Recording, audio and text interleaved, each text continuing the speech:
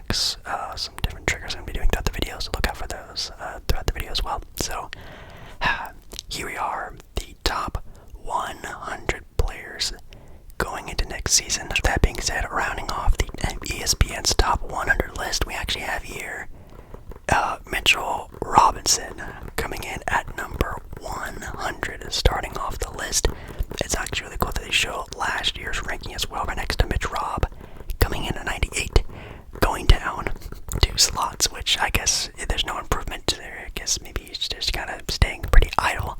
Obviously, a lot of other players in the NBA have improved, so it moves him down in the ranking. Rebounding defensive beast is really about it. Okay, let's see what else we got. 99, we have Jonas Valanciunas. Who's definitely a player that I think is probably better than this ranking. He's definitely a good vet big, but again, with age does come a little bit of a hindrance, so maybe that's why they're ranking him a little bit lower going into next season. 98, Colin Sexton. 97, the new face with the Dallas Mavericks, and Grant Williams, which isn't too bad. He's actually going down, up a little bit in ranking. I'd actually maybe rank him a little bit higher than this, actually, because he is definitely going to have a bigger role in Dallas.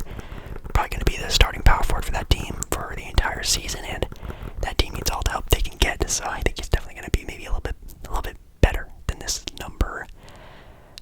96 is Harrison Barnes. Last season he was ranked 74. Big time fall off to Harrison Barnes. I don't know if that's just because of, again, age. Maybe they are expecting Sacramento to do something different with how they're running things, but I think I'd probably rank Harrison definitely higher than this. He's pretty key to that Kings run that they had. We have the sophomore now, but rookie last season, and Jalen Williams, who had a pretty crazy sort of midway to end of year last year. Maybe if he would have played that the entire season, he could have won Rookie of the Year, to be completely honest. Whoa. 94, Russell Westbrook. Now, I do know that Russell Westbrook is definitely a player that, is kind of iffy. A lot of people have a lot of different opinions on him. I still think he's a pretty decent player. Is he like a starter every team wants? No. Is he a starter for most teams? Maybe, but is his best place maybe on the bench? Probably yes, but 94 is kind of low. Like, I think he is probably better than Mike Conley, so I would rank him higher than Mike Conley, who's number 93. Emmanuel Quickly at 92, which I think I would actually also rank higher. I'm actually kind of surprised he's ahead of him. His teammate actually is in a Josh Hart, who was not even ranked last year. I would expect Josh Hart to at least have been ranked last year, but I don't know. I really like Josh Hart. I think he's one of the best hustle guard/wing players in the NBA. He's a pretty decent defender. He can shoot the ball a little bit. He can rebound pretty well for his position. 90, John Collins. 89, a new Portland Trailblazer member, and Robert Williams, who definitely has this low because of injury problems, which he's already having injury problems again this NBA season. 88, Kevon Looney of the Golden State Warriors. 87 is Buddy Hield. 86, Kyle Kuzma, who actually wasn't even ranked last year, which, come on, that is super disrespectful to Kyle Kuzma. I'm a Kyle Kuzma fan. I think this year, maybe most improved player. I think Kyle Kuzma or even Jordan Poole, his teammate, could both be players that could win most improved player this year. Mark my words. 85, we have Anthony Simons of the Portland Trailblazers actually moving up in a couple spots. 84, Clint Capella, rebounding monster. 83, Tobias Harris. Okay, Tobias Harris still in the top 100. It might be kind of crazy. That might be kind of crazy. Like, Kyle Kuzma under him is kind of wild. A lot of players under him is actually kind of wild. Tobias Harris is a decent veteran. He's still getting paid that bag. 82, we have Cam Johnson, sort of a two-way wing for the Nets. 81, we have Bobby Portis, not ranked last year. I'm actually kind of surprised. Bobby Portis has been definitely one of the best bench players in the entire NBA. Definitely a 6th Man of the Year candidate, and a pretty big reason why the Bucks even won their title the year that they did. 80th, we have Jalen Green, not too bad. And at 79, we have Tyler Hero, who could also be a player that has a good little season this year, like a revenge tour, showing everyone that he is actually worth whatever they were trying to give up to get the Dame trade going.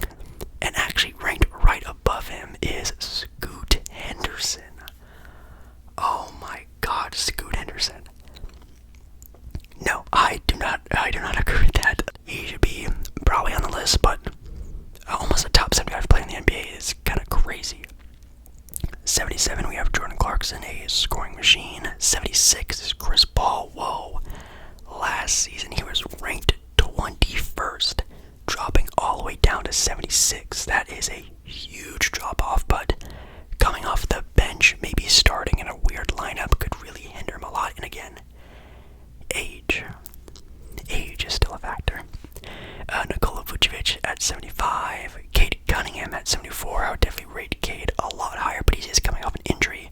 Haven't seen him in a while, so I guess I see why they rank him this low. But come on, your boy Cade Cunningham is a good basketball player. Chet Holmgren at 73, who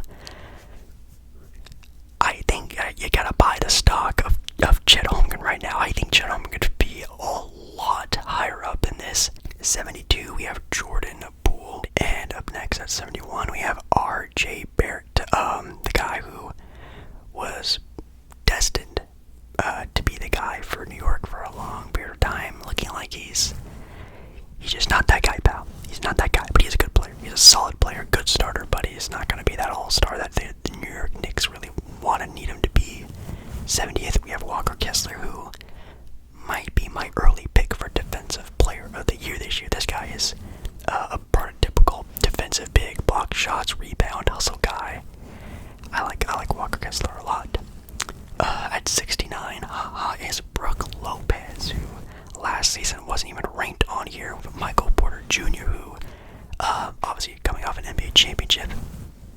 Could definitely see him improving a lot as well. He's still, I feel, finding his game in the NBA. Last season was definitely his best season, of course, winning an NBA championship, but even individually, I liked what I saw, and I think he can even still improve, just becoming a better ball handler, a better ISO scorer.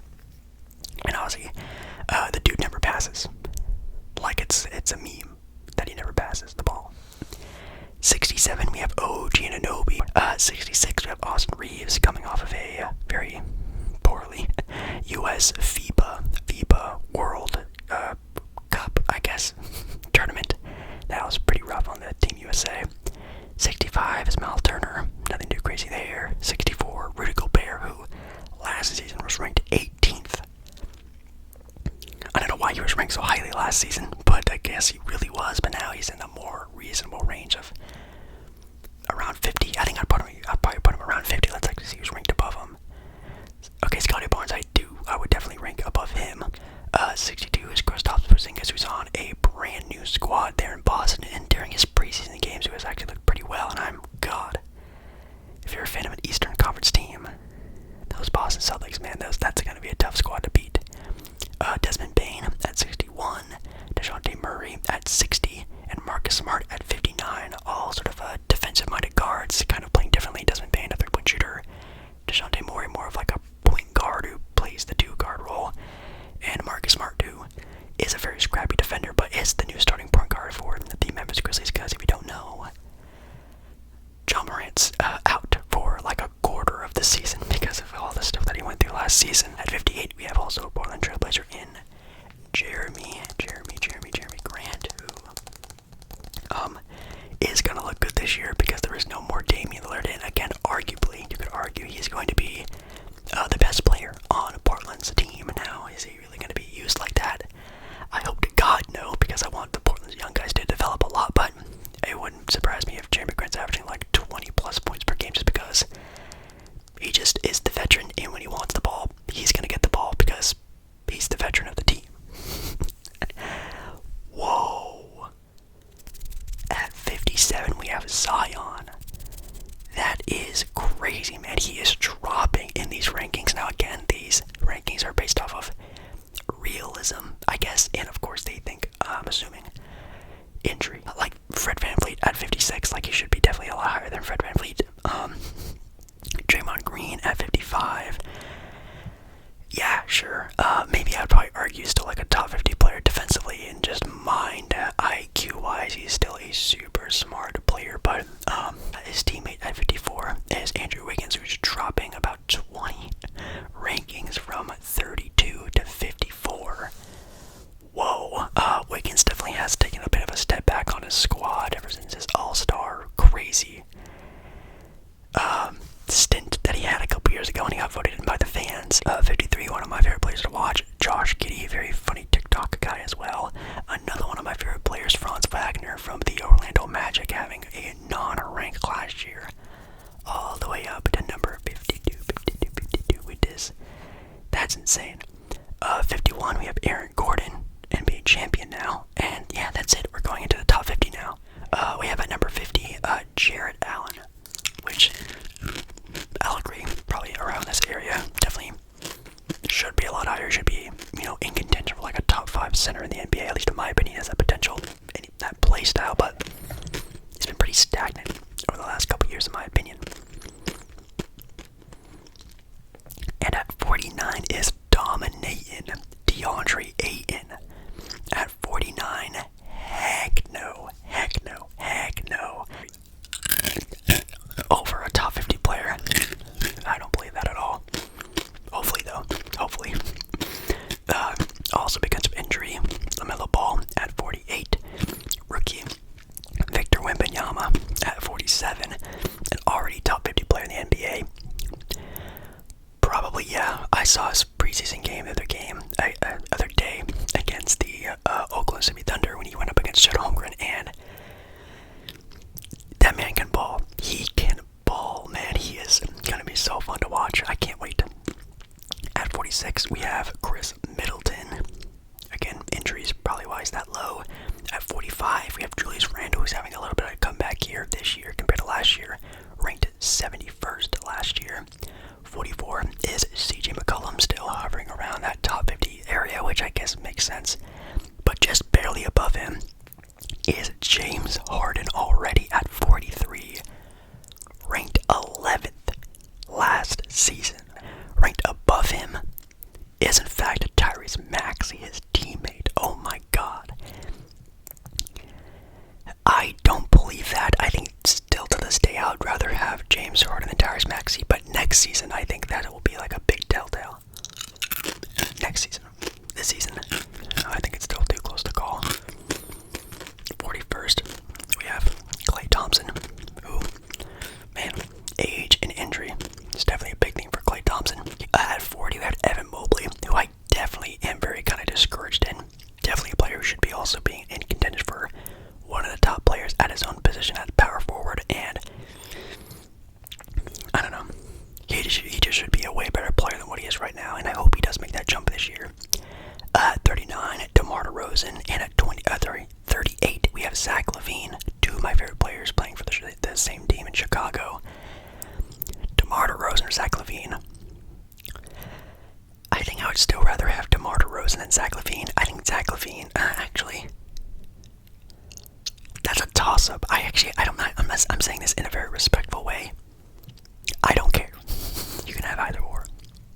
At 37, we have Bradley Beal on a new team, lesser role, so he's not going to be that crazy 30-point per game Bradley Beal, but he's going to be efficient in other ways, in the winning ways.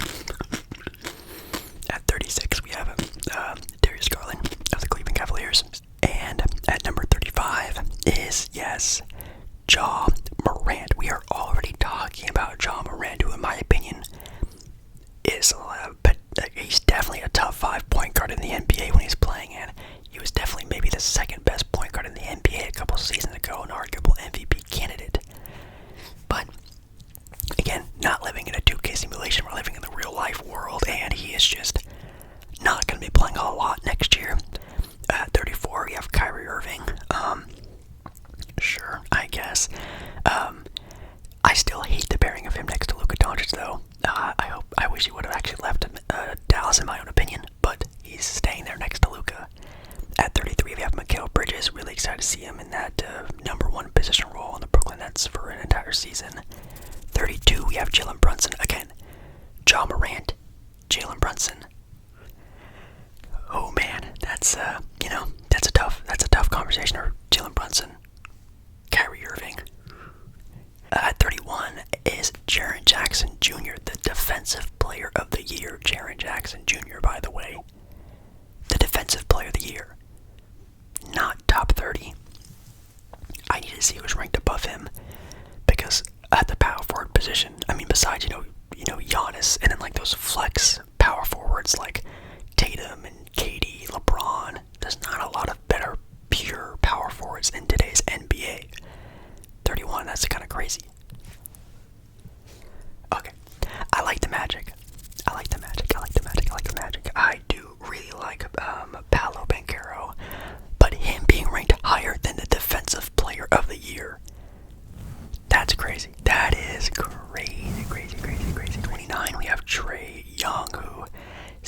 every single year is just getting more and more irrelevant, forgotten about when it comes to the top guards in the NBA.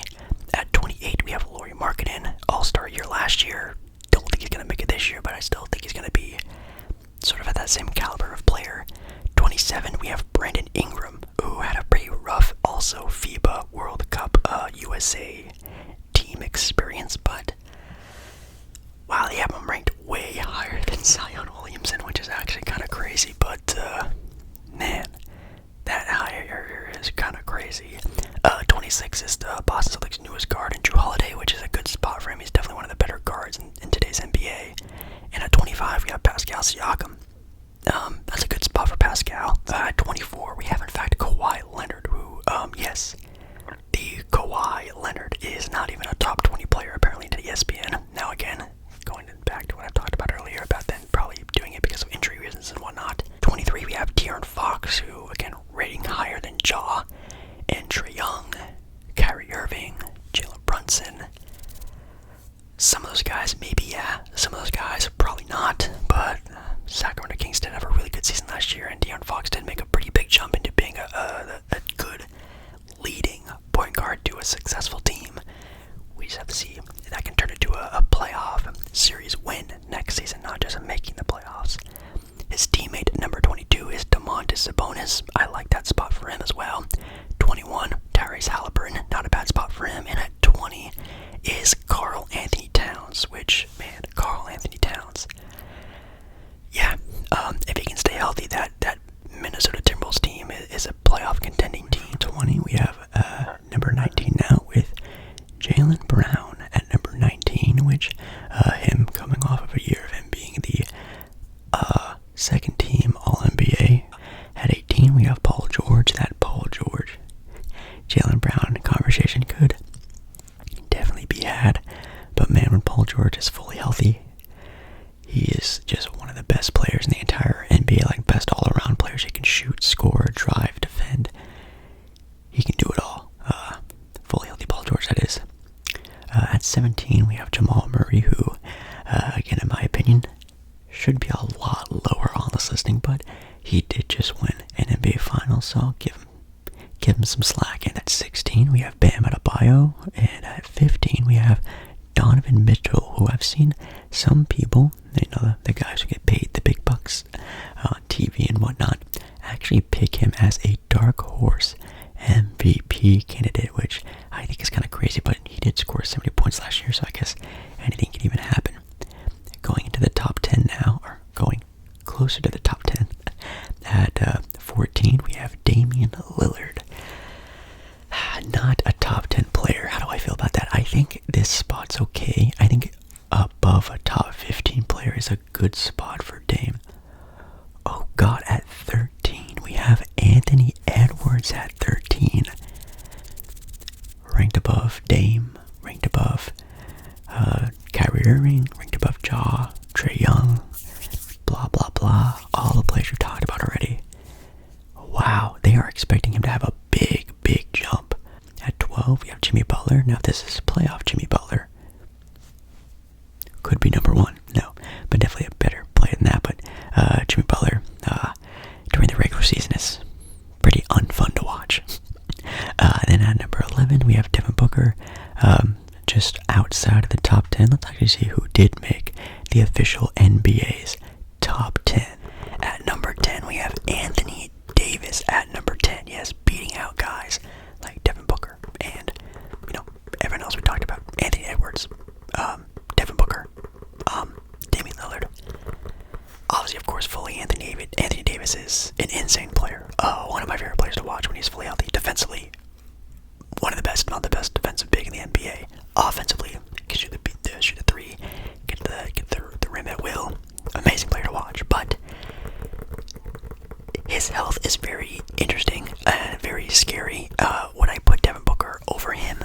Maybe, but they're betting, I'm assuming, on him having a good, healthy season this year, so if that's the case, he could even be higher on this list.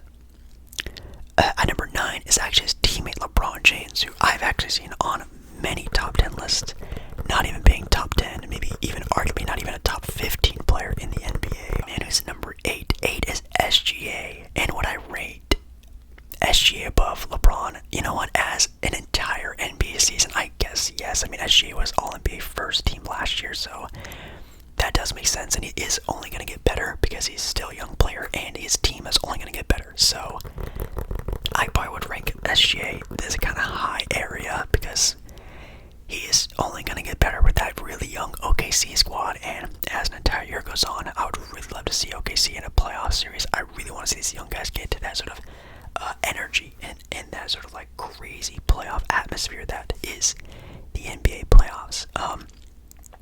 Wow, he was ranked 48th last year. That is kind of crazy. At 7, we have Kevin Durant. That's fine. That's a good spot for him. You could probably argue him being top 5, but again, on a team with Devin Booker and also now Bradley Beal, I don't really see Aiden needing well, also without DeAndre Ayton, but I don't see Kevin Durant needing to put out that sort of effort and output that he needed to have there in the Brooklyn Nets uniform. At number 6, we have Jason Tatum, who I was definitely expecting to see him in a top 5. Oh, but Steph Curry is right there. Oh God, that's really, really, really tough. I really, obviously I love Steph Curry. Definitely my era of basketball. I guess we'll have to see if Jason Tatum does take that next step. If he doesn't, that makes sense. So I guess if they're assuming Jason Tatum stays how exactly he was last season, then sure, I'll accept this rating. At number 4, we have Luka Doncic, who definitely, his Dallas Maverick team definitely needs to pick up the pace if he does want to be an MVP, because he is an MVP candidate by himself on any team. Maybe even he can throw in his, Sylvania team. Is that who he plays for? You could throw them in the NBA. He still might be an MVP candidate. That's just how good Luka is individually. But I know who the top 3 is. I can already think of it in my head right now, and I know who number 3 is going to be. It's going to be last year's MVP, Joel Embiid. Yes, it is. Okay, that's kind of easy. Of course, Joel Embiid kind of winning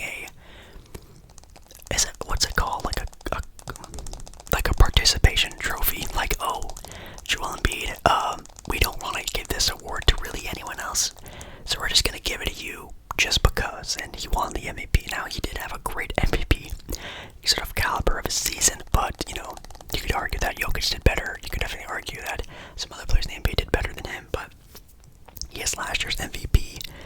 But not even being ranked 1 or 2 is maybe disrespectful. Now it's going to come down to, of course, Giannis and Nikola Jokic. That's the big 1 and 2, 2 and 1 of next season, and this is probably a lot easier, you know, to think about than what it actually is. So I'm just going to say how it probably is, right? Giannis 2, Jokic 1, right? Jokic just won the NBA championship, so they're going to probably make him the best player in the NBA. Let's see. Oh my God. Nikola Jokic number 2 and number 1 is Giannis. Whoa. That's crazy. Okay, no, Nikola Jokic and the Denver Nuggets were last year's NBA champions, and they did have a very good run. Last year, the Milwaukee Bucks were very much injury-ridden, and even Giannis himself wasn't even in the NBA playoffs 100% healthy, and they lost in the first round against a play-in team. But I guess if you're looking player by player individually, which I guess, I don't know, sometimes when people rank these things, I think they're thinking of it individually. I think they think of it as a team play thing. I think sometimes they think of it as a both-way thing. Giannis does have a better team. He has Damian Lillard on the squad now, and the team is still pretty okay in depth, and they're a title contender. The Denver Nuggets did not really get any better, and quite honestly, they probably got worse than they did last year. And Nikola Jokic is an offensive juggernaut. He is the best passing big man of all time already in his NBA career, and ranking up and up and up in the stature of being one of the best centers in the NBA's history. But Giannis is still a dominant defender, and that's the one thing that he can say that Jokic doesn't, is the dominance on defense. I would probably put Jokic at 1 because he is the Finals MVP, and if you are the Finals MVP and a successful year, I'm not talking like Andre Iguodala or Kawhi Leonard as a, what was it, like he's like a third-year player going up against LeBron James in the Miami Heat days. I'm not talking about those Finals MVPs.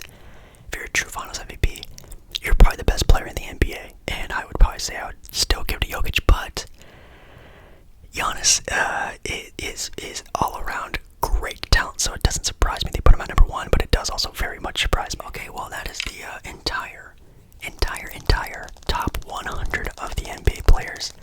There's probably going to be a lot of cuts in this because I did rattle on a lot more than I really wanted to in this video, but that's fine. It happens. Thank you so much for watching this video. Let me know again your picks for, at least give me your top 3. Give me your top 3 or top 5 players in the NBA. Maybe give me your favorite player, a player you think is going to have the best, maybe worst season at this next upcoming year. And make sure you please do like the video. Liking the video, guys, really, it changes the outcomes of these videos so much. It really changes the support that YouTube also puts into these, like putting in the algorithm and all that stuff.